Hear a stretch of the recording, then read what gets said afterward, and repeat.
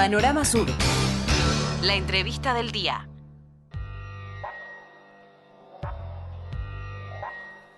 Y esta semana se produjo una corrida cambiaria que llevó el dólar ilegal a superar los 1.000 pesos y además se conocieron los datos de la inflación de septiembre, que fue del 12,7%. Y para hablar de este tema vamos a conversar con Kevin Castillo, que es economista e integrante del Observatorio de Políticas para la Economía Nacional.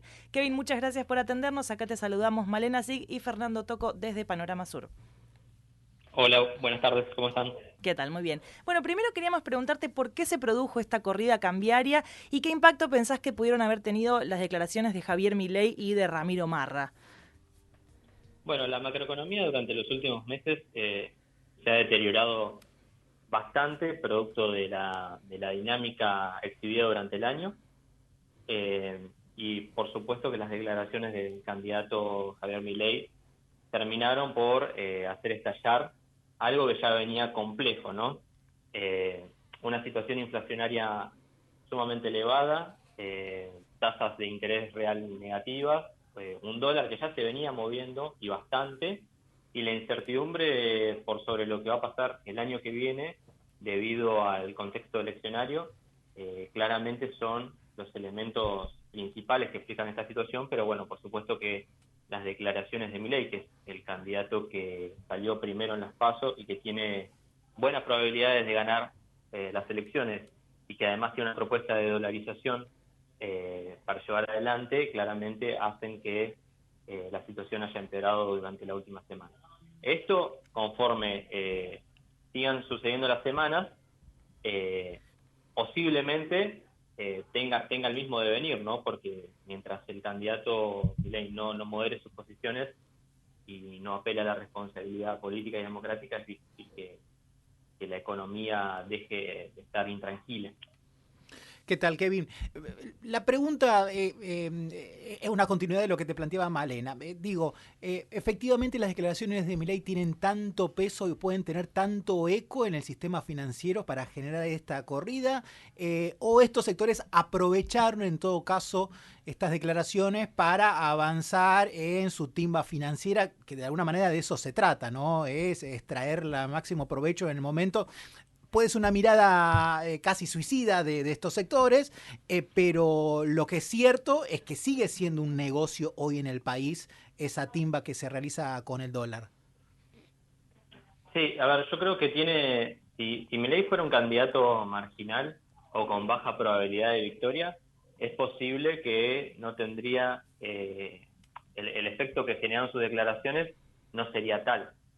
Como hoy es el candidato que ha salido primero en las PASO y que muchas encuestas lo dan como primero en octubre y con buena chance de ganar un balotaje, claramente sus declaraciones tienen un efecto y son sumamente contrarias a las que dio, por ejemplo, Alberto Fernández en 2019 cuando había una corrida cambiaria y él le puso un techo a esa corrida con sus declaraciones más bien apelando a la responsabilidad y al control el control en términos económicos y democráticos, digamos. Yo creo que es eso, el candidato Milei, como tiene buenas chances de ganar o buenas probabilidades de ganar, claramente el mercado lo toma, se anticipa, digamos, a todos los movimientos que va a llevar adelante y bueno, claramente eso complica el devenir de la macro. Por supuesto que después hay especulación, pero la verdad es que también ahí hay que hacer un análisis autocrítico de la situación macroeconómica del país, en donde no tenemos reservas, en donde la inflación es acelerada, en donde el gobierno ha hecho un gasto fiscal fuerte en los últimos meses, y bueno, eso también, esa debilidad macroeconómica hace que un pirómano experto pueda desestabilizar la macro, claramente. Y en ese sentido, estos allanamientos que realizó, por lo menos lo presentó el Gobierno Nacional como estaba detrás de esta investigación, el desbaratamiento de esta cueva financiera que aparece ahí como proeminente, puede tener tanto efecto en esta corrida cambiaria, o es más una medida como para demostrar la fuerza que no tenemos en lo macroeconómico en términos, en todo caso, políticos judiciales? Y yo acuerdo más con la segunda postura. Pienso que es una estrategia más defensiva del gobierno nacional también mostrar, digamos, cierto control político y judicial de lo que pueda llegar a pasar en el mercado, pero bueno, claramente no es la respuesta a largo plazo para solucionar la inestabilidad económica en Argentina, sin duda. Bueno, también hay que tener en cuenta que el contexto electoral tampoco permite llevar adelante un plan de estabilización o un plan de fortalecimiento de la moneda en un contexto en donde tenemos 3 candidatos con proyectos completamente distintos y que eso ya genera volatilidad económica. Estas medidas por parte del gobierno, quizás yo pondero más o valoro más que el gobierno haya subido ligeramente la tasa de interés para hacer más atractiva las inversiones en pesos. Eso puede llegar a tener algún impacto más positivo en el corto plazo que estas intervenciones en el mercado ilegal, porque el mercado ilegal ha funcionado y sigue funcionando desde hace tiempo, es decir que básicamente la medida de control policial podría decirse, si se quiere hacer en serio, incluso debería haber tenido algún tipo de sistematicidad a lo largo del tiempo, ¿no? Pero bueno, creo que son estrategias defensivas en un contexto de alta vulnerabilidad y en un contexto eleccionario en donde uno de los candidatos principales no está siendo del todo responsable en materia económica y política. Kevin, quería preguntarte también cómo analizás este dato de inflación que se conoció ayer del 12,7% y en todo caso, ¿qué evolución pensás que puede tener también pensando en esta suba del dólar, no? Sí, el dato era esperable. Claramente es un dato negativo porque se erosiona el poder adquisitivo de los trabajadores y de las trabajadoras, pero era un dato esperable en función de estas cuestiones, ¿no?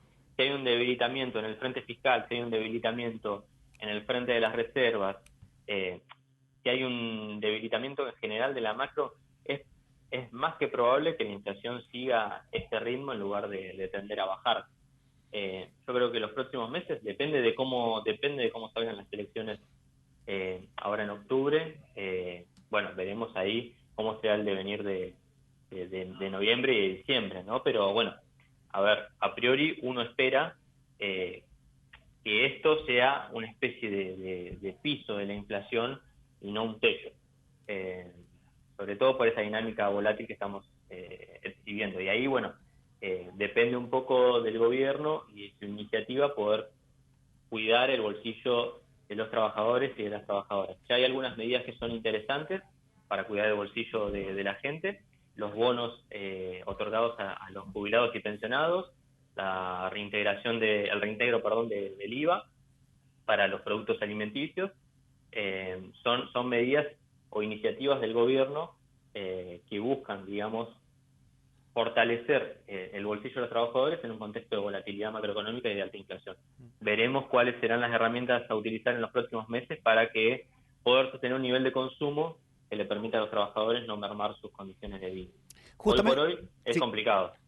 Justamente sobre esto te quería preguntar, ¿no? ¿Cuáles son las iniciativas, las herramientas que tiene a mano el gobierno nacional en estos pocos días que quedan, en todo caso, para ir en esta lógica de defensa del salario, del bolsillo de los trabajadores? Digo, ¿qué podría hacer y qué no está haciendo en este sentido? Bueno, ahí tiene poco margen el gobierno nacional porque tenemos un déficit que ha crecido de manera sostenida y el crédito político por el contexto mismo de las elecciones es escaso. Entonces el crédito fiscal es escaso y el crédito político también.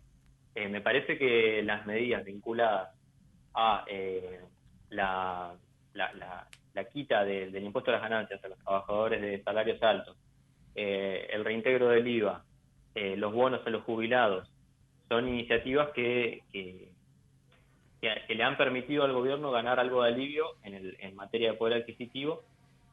La continuidad de estas medidas, quizás profundizar un poco más la devolución del IVA, podrían llegar a ser herramientas a utilizar, pero bueno, el margen económico es escaso porque hay un déficit fiscal muy importante. Ya estas medidas generaron una profundización de ese déficit fiscal y de la fragilidad en materia macroeconómica que, bueno, en cierta forma generan, digamos, estos efectos colaterales que es mayor inflación. Entonces, bueno, estamos en una carrera por ver si estos beneficios alcanzan para compensar la inflación o si están, en cierta manera, o esta inflación se está espiralizando y haciendo cada vez más violenta. Yo creo que el gobierno va a seguir aplicando estas medidas, quizás alguna mejora en los reintegros del IVA, pero bueno, hay un margen escaso y hay poco tiempo. Kevin, te quería preguntar, en estos días escuché varios economistas de la oposición planteando que el país está al borde de la hiperinflación. Quería preguntarte si vos coincidís, si puede darse ese escenario o no. Mira, en un contexto en donde hay una propuesta de dolarización y donde el candidato que la propone es una de las principales opciones a ganar, yo creo que a medida que se acerque el momento de la llegada de ese gobierno al poder, van a haber mayores posibilidades de un crecimiento en materia inflacionaria. Básicamente porque si uno de los candidatos está proponiendo dolarizar, con la escasez de dólares que tenemos, el tipo de cambio va a tender a subir, el mercado se va a anticipar y va a empezar a subir el tipo de cambio para anticiparse a ese tipo de cambio de conversión, perdón la redundancia, ¿no? Pero para acercarse a ese tipo de cambio de conversión que permita la dolarización. Algunos centros de estudios y algunos economistas plantean que dolarizar un dólar menor a 3.000 es inviable. Bueno, y si ese es el tipo de cambio de conversión, bueno, claramente el tipo de cambio financiero se va a ir moviendo en dirección al alza y eso claramente va a empujar una inflación a niveles cada vez mayores. La verdad que anticipar si va a haber una hiperinflación o no de mi parte sería aventurado, pero claramente, como les decía, yo creo que los niveles de inflación exhibidos en los últimos 2 meses, más que un techo, son un piso. Kevin, te agradecemos muchísimo por esta entrevista con Panorama Sur. Muchísimas gracias. Buenas tardes. Escuchaban a Kevin Castillo, economista e integrante del Observatorio de Políticas para la Economía Nacional.